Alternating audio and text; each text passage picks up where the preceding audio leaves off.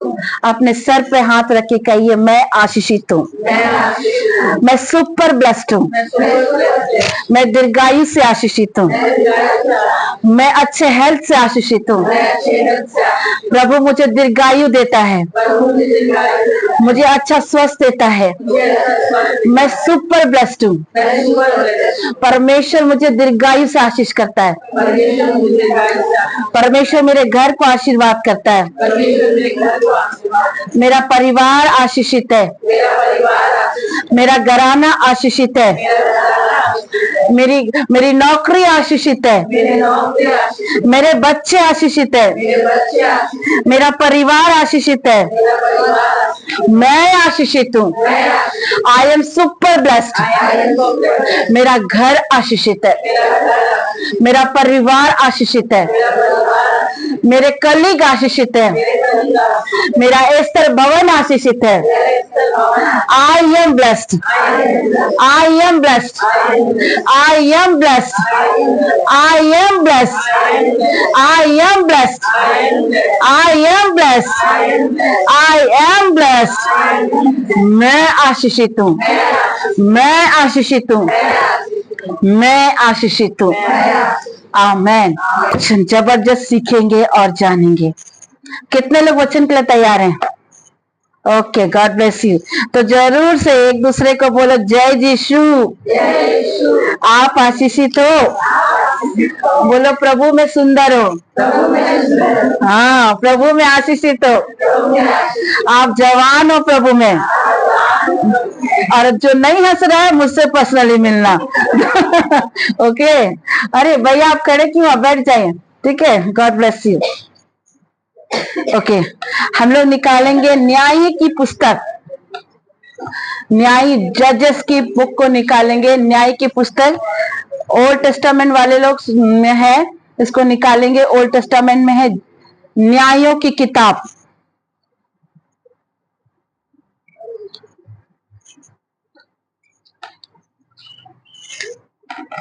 Okay, मैं आप लोगों के लिए पढ़ रही हूँ। अध्याय 4 में लिखा है, जब यहूद मर गया तब इजराइलियों ने फिर परमेश्वर यहोवा की दृष्टि में बुरा किया, इसलिए यहोवा ने उनको हासोर में बिराजने वाले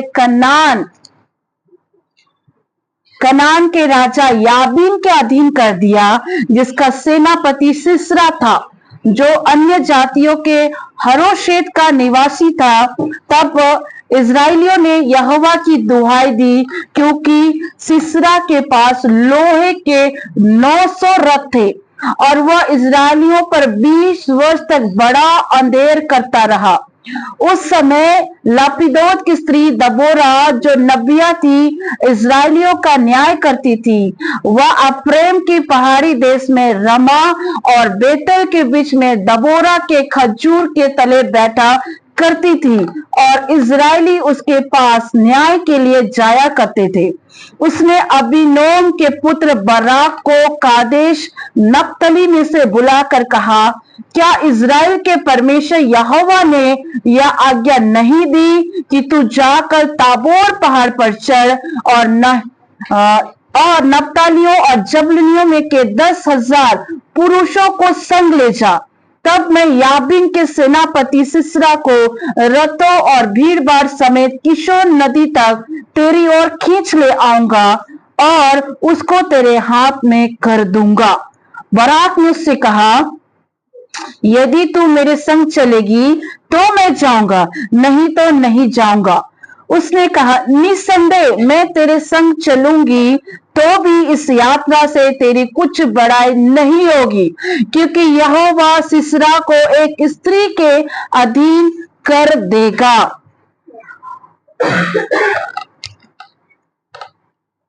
तब दबोरा उठकर बराक के संग कादेश को गई। तब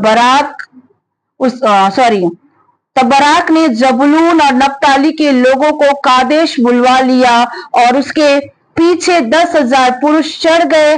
दबोरा उसके संग चढ़ गई। हेबर नामक केनी ने उनकी केनियों में से, जो मूसा के साले होबाब के वंश के थे, अपने को अलग करके कादेश के पास के सनी नाम के बांज बीच तक जाकर अपना डेरा वहीं डाला था। जब सिसरा को यह समाचार मिला कि अबीनोम का पुत्र बराक ताबोर पहाड़ पर चढ़ गया है, तब सिसरा ने अपने सब रथ जो लोहे के 900 रथ थे और अपने संग की सारी सेना को अन्य जातियों के हेरोशेत से किशोर नदी पर बुलवाया। तब दबोरा ने बराक से कहा, बोलिए दबोरा ने बराक से कहा, उठ, क्योंकि आज वह दिन है जिसमें यहोवा सिसरा को तेरे हाथ में कर देगा। ये परमेश्वर की वाणी है। धन्यवाद। डियर पीपल ऑफ गॉड, आप सभी देबोरा के विषय में शायद कुछ ही लोग जानते होंगे, बहुत लोग नहीं जानते होंगे। ओके, देबोरा क्या थी? एक जजमेंट करने वाली स्त्री थी, अक्लमंद स्त्री थी, प्रभु के भय पर चलती थी। आज मैं एक सवाल करती हूँ, क्या आप यहीं तक सीमित रहना चाहते हैं कि इससे आगे भी जाना चाहते हैं? मैं अनिता दीदी आज आपसे सवाल पूछ रही हूँ, खाली एडमिन के पोस्ट में रहना है कि इससे आगे भी जाके प्रचार करना है? आगे भी जाना। हाँ, आज सवाल अपने आप से करिए, कहिए खुदा से कि प्रभु मैं इसमें संतुष्ट नहीं हूँ, मुझे इससे भी ज्यादा अभिषेक चाहिए, इससे भी ज्यादा पवित्र आत्मा का आग चाहिए, इससे भी ज्यादा परमेश्वर आप मेरे जीवन पर काम कीजिए। आमेन। यीशु की स्तुति हो, यीशु को धन्यवाद। डियर पीपल ऑफ गॉड, एक चीज जाना, जब परमेश्वर आपको आप अपनी महिमा के लिए चुनता है, आपको जब अपने नजदीकी में चुनता है, तब शैतान बहुत तरीके से आपको परिवार के द्वारा, घर के कामों के द्वारा, दूसरों के द्वारा इतनी बार ऐसे ऐसे चीजों में उलझा देगा कि वो आपके जीवन में ऐसे ऐसे युद्धों को लाएगा कि आपको समझ में नहीं आएगा। अगर बार बार युद्ध आ रहा है बेटे, तो विक्ट्री निश्चित है। अगर आपके जीवन में युद्ध नहीं है तो समथिंग इज रॉन्ग। अगर आपके जीवन में परेशानी नहीं है तो समथिंग इज रॉन्ग।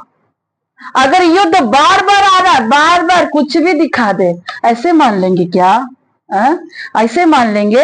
युद्ध, परमेश्वर कहता है कि अगर आपके जीवन पे एक के बाद अगर परेशानी आ रही है, तो डेफिनेटली परमेश्वर आपको विक्ट्री देने जा रहा है। हालेलुया, यीशु की स्तुति हो, यीशु को धन्यवाद। हम सोचते हैं, प्रियंका सोचती है, आंटी ये महीना चला गया, आंटी वो महीना चला गया। बेटे चिंता मत करो, परमेश्वर तुम्हारे लिए रास्तों को खोल रहा है, क्योंकि परमेश्वर नहीं चाहता कि तुम एक छोटे से कंपनी में रहो, परमेश्वर चाहता कि तुम इससे बड़े कंपनी में जाओ, और परमेश्वर उसको प्रिपेयर कर रहा है। अगर परेशानी आ रही है, एक परेशानी आई, दूसरी परेशानी, युद्ध समाप्त ही नहीं हो रहा अनिता दीदी। अगर युद्ध पे युद्ध आते जा रहा है, तो डेफिनेटली समझ जाना कि परमेश्वर तुमको कुछ बड़ा विक्ट्री देने जा रहा है, कुछ बड़ा तुम्हारे जीवन में प्रिपेयर करने जा रहा है। यीशु की स्तुति हो, यीशु को धन्यवाद। बाइबल बताती है, परमेश्वर कहता है और पवित्र शास्त्र बाइबल कहती है कि देबोरा एक क्या है? स्त्री है। उस जमाने में, पुराने विधान में, उस जमाने में स्त्रियों को इतनी वैल्यू नहीं थी, स्त्रियों को पर्दा में रहना पड़ता था, स्त्रियों को इतना कदर नहीं किया जाता था। लेकिन परमेश्वर ने एक स्त्री को ही पकड़ा, जिनको लगता है कि स्त्रियां कुछ नहीं कर सकती है। इसीलिए मैं अब ऐसे चैप्टर को निकाल रही हूं जिसमें मैं आपको बता सकूं कि स्त्रियां बहुत कुछ कर सकती हैं। आमेन। यीशु की स्तुति हो, यीशु को धन्यवाद। दबोरा एक स्त्री थी, घरेलू स्त्री थी, उसका पति था, उसका बच्चा था, एक पूरा फैमिली था उसके पास। उस स्त्री को परमेश्वर ने क्या किया? अपनी सेवकाई के लिए चुना। देबोरा ने कहा बस बहुत हो गया, अब तो मुझको जो गिफ्ट दिया गया है उसके लिए मुझे उठ खड़ा होना पड़ेगा। परमेश्वर ने अगर तुम्हें गिफ्ट दिया है, उस गिफ्ट पर मेहनत करो। परमेश्वर ने अगर तुम्हें अन्य भाषा दिया है, उस अन्य भाषा पर मेहनत करो। परमेश्वर ने अगर तुम्हें वचन प्रचार करने का गिफ्ट दिया है, तो उस पर मेहनत करो। परमेश्वर ने अगर तुम्हें डिलीवरेंस करने का गिफ्ट दिया है, उस पर मेहनत करो। जो गिफ्ट परमेश्वर तुमको दे रहा है उस पर आपको मेहनत करना है।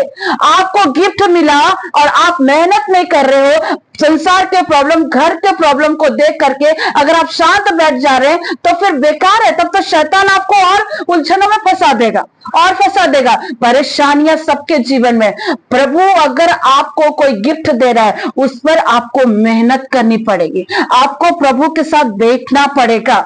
आपको जो गिफ्ट मिला, आपको जो वरदान मिला है, आपको करना पड़ेगा। मैं आपको बता रही, मिनिस्ट्री अमीरों की नहीं है। हमारे एक ब्रदर ने गीतों में कहा था, जब वो गीत को गा रहे थे, मैं तो मसीह के लिए पागल हूँ, दीवाना हूँ। ए दुनिया वालों, तुम किसके लिए पागल हो, दीवाने हो।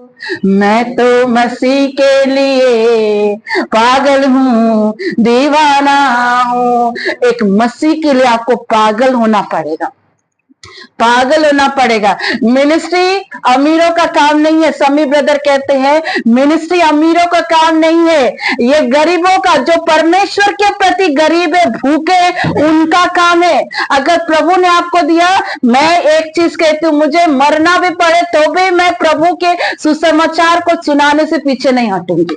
मैंने कल की मीटिंग में भी बताया कि मैं कभी नहीं लजाती हूं कि यीशु मेरा परमेश्वर है कहने पर। हमें सीक्रेट क्रिश्चियन नहीं बनना, हमें छिपे हुए मसीह नहीं बनना।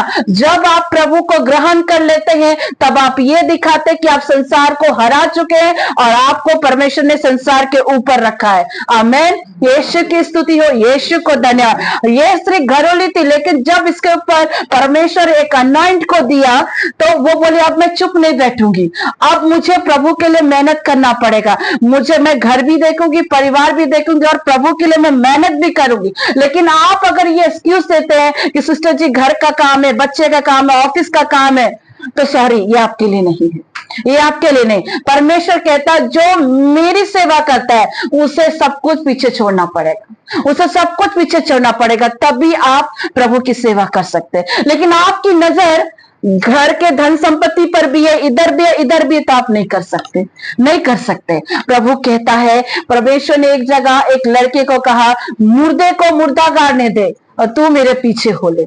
तो कहने का मतलब क्या है, अगर प्रभु ने आपको चुना है, अनॉइंट किया है, तो आपको प्रभु के साथ चलना पड़ेगा। आपके लिए आपका धन, आपका संपत्ति, घर एक तरफ, आपका परमेश्वर पहला प्रायोरिटी होना चाहिए। इस स्त्री ने डिसाइड किया कि आप मुझे प्रभु के लिए कुछ करना पड़ेगा, मैं चुप नहीं बैठूं। उसने अपने गिफ्ट का इस्तेमाल किया। बाइबल बताती है इजराइल में बहुत सारे पुरुष भविष्यवक्ता थे, बहुत सारे पुरुष भविष्यवक्ता थे, लेकिन उस बीच में परमेश्वर ने एक लेडी को भी चुना जिसका नाम था दबोरा। ओके, दबोरा का मतलब मैंने दो लड़कियों को बताया था, दो बहनों को बताया था कि नहीं बताया था? दबोरा है क्या? हाँ, दबोरा का मीनिंग का मतलब कौन जानता? आप दोनों को छोड़कर। हाँ, दबोरा का मतलब होता क्या है? कोई बता सकते हैं? दबोरा का नाम का मतलब क्या है? मुझको बताओ, दबोरा का मतलब क्या होता है? आ रही हूँ वचन पे आ रही हूँ। ओके, बताऊंगी डेफिनेटली बताऊंगी दबोरा का मतलब होता क्या। इसीलिए कहते हैं कि बाइबल का अध्ययन कीजिए, मनन कीजिए, उसको लिखें, उसको गहरा अध्ययन कीजिए। यीशु की स्तुति हो, यीशु को धन्यवाद। वचन बताता है इजराइल में बहुत सारे भविष्यवक्ता थे, लेकिन परमेश्वर ने इस लेडी भविष्यवक्ता को चुना और इजराइल के लोग पुरुष भविष्यवक्ता के पास ना जाकर इसी लेडी के पास जाते थे। पता है क्यों चाहते थे? क्योंकि इजरायली लोग जानते थे ये स्त्री वही बोलेगी जो परमेश्वर से सुनती है, जो परमेश्वर से सुनती है वो वही बोलेगी। अगर परमेश्वर ने बोला तो वो बोलेगी, नहीं तो नहीं बोलेगी। अगर सिर्फ परमेश्वर इस समय तेरे विषय नहीं बोल रहा है ना, कुछ भी आंसर नहीं दे रहा है, तो इसका मतलब ये नहीं कि परमेश्वर तेरे लिए कर नहीं रहा है। परमेश्वर तब भी तेरे लिए कर रहा है। अगर तुम्हारे लिए उत्तर नहीं दे रहा है तो भी ये तेरे लिए भविष्यवाणी है। अगर प्रभु उत्तर नहीं दे रहा ना प्रियंका, कि इस समय तुमको तुम्हारे जॉब के लिए उत्तर नहीं दे रहा परमेश्वर, क्या होगा नहीं होगा, तब भी तेरे लिए वो भविष्यवाणी है, क्योंकि प्रभु तेरे लिए कुछ कर रहा है, प्रभु कुछ आत्मिक रजन में कर रहा है। ठीक है, अगर प्रभु उत्तर नहीं दे रहा, सिल्वी नहीं दिखा रहा कुछ भी चीज, फिर भी परमेश्वर पीछे तरफ से कुछ कर रहा है, कुछ कर रहा है। ये स्त्री जब इस स्त्री को बोला जाता था तब भी ये बोलती थी, और जब स्त्री को पूछा जाता प्रभु ने कुछ नहीं बोला, ये बोलती नहीं बोला। नहीं बोलने के मतलब भी प्रभु तेरे लिए कुछ कर रहा है, कुछ कर रहे हैं परमेश्वर तेरे लिए। यीशु की स्तुति हो, यीशु को धन्यवाद। बाइबल बताती है कि इजरायलियों को क्या किया गया था। इजरायली परमेश्वर के विरुद्ध में काम किए थे, और इन इजरायलियों को क्या हुआ था, इन्हें कनान के राजा याबीन के अंदर में परमेश्वर ने कर दिया। क्यों किया बताता, जब यहूद मर गया तब इजरायलियों ने फिर से परमेश्वर की दृष्टि में बुरा किया। इजरायली लोग अपने घमंड के चलते, अपने ईगो के चलते, अपने प्राइड के चलते, गलत काम करने के चलते, व्यभिचार करने के चलते, परमेश्वर के विरुद्ध हर वो गंदा काम करने के चलते परमेश्वर ने इनको क्या किया, कनान के राजा याबीन के अंदर कर दिया। कितने साल के लिए? 20 साल के लिए कर दिया।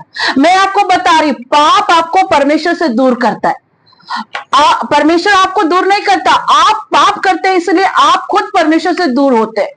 प्रभु आपको कभी नहीं छोड़ता है, पर आप जब पाप करते हो ना, वो पाप करने के चलते आप खुद परमेश्वर से दूर हो जाते हैं। ये इजरायली लोग क्या पता है, इनके अंदर घमंड आ गया, इतना घमंड कि हमसे ज्यादा कोई हो ही नहीं सकता, इतना घमंड कि हमसे ज्यादा वचन जानने वाला कोई नहीं, हमसे ज्यादा भविष्य करने वाली कले कोई नहीं, हमसे ज्यादा धन संपत्ति रखने वाला कोई नहीं। ईगो, वचन कहता है नीति वचन सुक्ति ग्रंथ में कि घमंड से चढ़ी हुई आंखें परमेश्वर पसंद नहीं करता है। और वचन कहता है कि परमेश्वर घमंडियों का सामना करता है। किसका सामना करता है? घमंडियों का सामना। और इजराइल के अंदर घमंड आने के चलते परमेश्वर ने इनको क्या किया, इनको क्या क्या गुलामी में भेज दिया। ये परमेश्वर को जानते थे, नियम को जानते थे, वचन को जानते थे, फिर भी इन्होंने परमेश्वर के विरुद्ध क्या किया? बुरा ही किया। इजरायली हमेशा बुरा करते थे। मूसा के समय में भी कितना बुराई किया, इसलिए वो कनान देश तक नहीं पहुंच पाए। हाँ जी, हाँ सुनो, एक चीज कहती हूँ, अगर प्रभु जीवन में भलाई कर रहा है ना, उस भलाई को घमंड में मत लेना, उस भलाई को घमंड में मत लेना। आज मैं जब सुबह में अंकुर नल्लो का एक मैसेज सुन रही थी, आप किसी के विरुद्ध मन में विचार करते हैं, वो गलत है, वो ऐसा है, उसके लिए कूड़ा करकट डालते हैं ना, आप शैतान को मौका देते हैं कि वो इंटर करे आपके अंदर और पाप को जन्म दे। समझ रहे हो मेरी बातों को? हाँ, घमंड मत लाओ। अगर प्रभु ने तुम्हें अच्छी नौकरी दी है, प्रभु को धन्यवाद। बच्चे दिए हैं, प्रभु को धन्यवाद। परमेश्वर आपके जीवन में कुछ गिफ्ट दे रहा है, उसको धन्यवाद दो, घमंड में मत आओ। तुम घमंड करोगे, परमेश्वर कहता मैं तेरे घमंड का सामना करूंगा, क्योंकि प्रभु घमंडियों से घृणा करता है। प्रभु कहता मेरे सामने नम्र बनो तो मैं तुम्हें क्या बनाऊंगा? दीन और शिरोमणि बनाऊंगा। पाप आपको परमेश्वर से दूर करता है, और यही कारण था कि इजरायली परमेश्वर से दूर हो गए। और इन्होंने क्या किया? इनकी गलती का, प्रभु ने इनको नहीं भेजा था, इनकी खुद की गलती के चलते ये क्या हुए? गुलामी के देश पर चले गए। 20 साल कनान के राजा याबीन के गुलामी में रह गए। जब आप गलतियां करते हैं, जब आपको प्रभु कहता प्रार्थना कर बेटे, आप बोलते नहीं प्रभु 2 मिनट बाद प्रार्थना करूंगा, थोड़ा सा मोबाइल देख लेता हूं, 1 मिनट की सेकंड की दूरी। फिर प्रभु कह रहा बेटा प्रार्थना कर, प्रभु खाना बना लेती हूँ ना, फिर दुआ करेंगे, 2 दिन की दूरी। फिर प्रभु कहता प्रार्थना कर, प्रभु अभी बच्चे स्कूल जाएंगे, कॉलेज जाएंगे, पति ऑफिस जाएंगे, फिर दूरी। आप धीरे धीरे डिनाई कर रहे, प्रभु धीरे धीरे दूर हो रहा। बात समझ में आ रही है? आप धीरे धीरे डिनाई करें, आप धीरे धीरे, जो कहता कल करूंगा उसके जीवन में कल कभी नहीं आता है। जो कहता मैं कल से शुरू करूंगा उसके जीवन में कल कभी नहीं आता, कभी नहीं आता। और शैतान आपके विचारों से खेलता है, शैतान आपके विचारों से खेलता है। अरे ठीक है ना, तुम थोड़ा खाना बना लो ना, उसके बाद दुआ में बैठना। खाना बन गया, देख ले आप, चलो दुआ में जाएंगे, फिर शैतान विचार डालेगा, अरे बच्चे का एग्जाम है, उसको पहले पढ़ा लो ना। बच्चा को पढ़ा लिया, फिर उसके बाद शैतान विचार डालेगा, अरे अभी पति ड्यूटी से आने वाला, गरम गरम रोटी बना के दो, नहीं तो फिर गाली आएगी, गलौज जाएगी, मारपीट आएंगे। शैतान वहां पर भी उलझा दे रहा आपको। और आप ऐसे करते करते पूरे दिन आप टायर्ड हो जा रहे, रात में टायर्ड हो जा रहे। उसके बाद जब आप बिस्तर में आते क्या बोलते हैं? प्रभु मैं थक गई, हाँ, प्रभु मैं थक गई हूँ। पिता आज के दिन के लिए धन्यवाद, सारी बातों के लिए धन्यवाद। हे हमारे पिता कहते कहते टोई, हे हमारा पिता कहते कहते टोई हो जाते। आप परमेश्वर को थका हुआ शरीर दोगे जी? हाँ, आप परमेश्वर जो सृष्टि करता है, जो पूरा दिन आपको संभाल रहा है, पूरे दिन आपकी सुधि ले रहा है, आप उसको क्या देते? थका हुआ शरीर। क्या वो थका हुआ शरीर के लिए इंतजार करता है? क्या आप परमेश्वर को बासी देना चाहते हो? क्या आप जब बासी नहीं खा सकते हो तो आप अपने इस मंदिर को, इस आत्मा को, चढ़ावे को आप कैसे परमेश्वर को बासी देते हो? कैसे बासी दे देते हो? मैं एक सवाल करती हूँ आपसे। सुबह जब उठते हो, अति भोर उठो, परमेश्वर को धन्यवाद दो, पहला स्थान परमेश्वर को दो, और उसके बाद देखो प्रभु तेरे सारे काम को संभालता है कि नहीं संभालता है। पर हम ये करते कहाँ हैं? सुबह उठते हैं जल्दी जल्दी, बस बच्चा, टिफिन, ये सारी चीजों में उलझ जाते। अरे मैं मानती हूँ आप घरेलू हो, आप घर की बहू है, बेटी है, पत्नी है, लेकिन आपका निर्णय मायने रखता है। शरीर हमेशा रेस्ट मांगता है, लेकिन वचन कहता है, संत पौलुस कहते हैं कि शरीर और आत्मा एक दूसरे के क्या है? क्या है? ठीक बोल रहे, जोर से बोलो भाई। क्लासेस कर रहे हो ना उपेंद्र भाई का? हाँ, शरीर आत्मा किसके विरुद्ध है? एक दूसरे के विरुद्ध है। शरीर कहेगा सो जा सो जा, आत्मा कहेगा उठ और प्रार्थना कर। लेकिन कई बार हम आत्मा की आवाज ना सुन के शरीर की आवाज को सुनकर सो जाते। तो क्या होता है? हम प्रार्थना नहीं कर पाते हैं, और शैतान आपके विचारों से खेल करके आपको प्रार्थना में आने नहीं देता है, क्योंकि उसको पता है अगर ये स्त्री, ये बेटी सुबह में उठकर दुआ करेगी, या ये बहन, या पुरुष, या भाई सुबह में उठकर दुआ करेगा, आत्मिक लेरम में क्या होगा? शैतान हार जाएगा, उसके घर में शांति आएगी, पीस आएगी, आप दूतों के सारे काम नाश हो जाएगा। इसलिए वो कोशिश करता कि आपको सुलाए, आपको विचारों में उलझाए, कामों में उलझाए, इधर उधर की बातों में उलझाए, तो आप इन सारी उलझनों में फंस करके आप क्या करो? परमेश्वर को समय ना दो। बाइबल बताती इजराइलियों के अंदर इतना घमंड आ गया था, और उसी घमंड के चलते ये गुलामी के देश पर चला गया। और बाइबल बताती है जिस राजा के गुलाम में जा रहे थे, उसका जो सेनापति था सिसरा, उसके पास लोहे का रथ था। कितना? 900 रथ थे। ऑब्वियसली 900 आयरन रथ थे। इजराइलियों का जीतना नामुमकिन है, क्योंकि उस समय 900, वो भी लोहा का रथ रखना बड़ा मायने रखता था जी। हाँ जी, इतने सारे रथ थे, 900 रथ थे, वो भी आयरन के, लोहा के। इजराइलियों के लिए ये मुमकिन हो गया कि इनसे जीत पाना मुश्किल है। और जब ये गुलामी के देश पर गए, जब आप प्रभु से दूर होते हैं ना, पीड़ाएं प्रारंभ हो जाती, कलेश प्रारंभ हो जाता, बीमारियां आने लगती, तंगी आने लगती है, कर्जा आने लगता है। और इजराइलियों के साथ यही घटना घटने लगी। जब ये प्रभु से दूर हो गए, इनके ऊपर सताव पे सताव, टॉर्चर पे टॉर्चर, कठिनाइयों को देखा, हालात परिस्थिति विपरीत होते चले गए, अकाल को देखा, बहुत सारी परेशानियों को जब इजराइलियों ने फेस किया, तब इन्होंने यहोवा को पुकारना शुरू किया, तब इन्होंने परमेश्वर अब्बा को पुकारा। और हमारा परमेश्वर तो है ही दयालु, हमारा परमेश्वर है ही दयालु। अब बच्चे पुकारे, बाप कैसे ना आए? जैसे हमारी मामी कहती है, प्रभु मैं पुकारूं और तू ना आए, ऐसा हो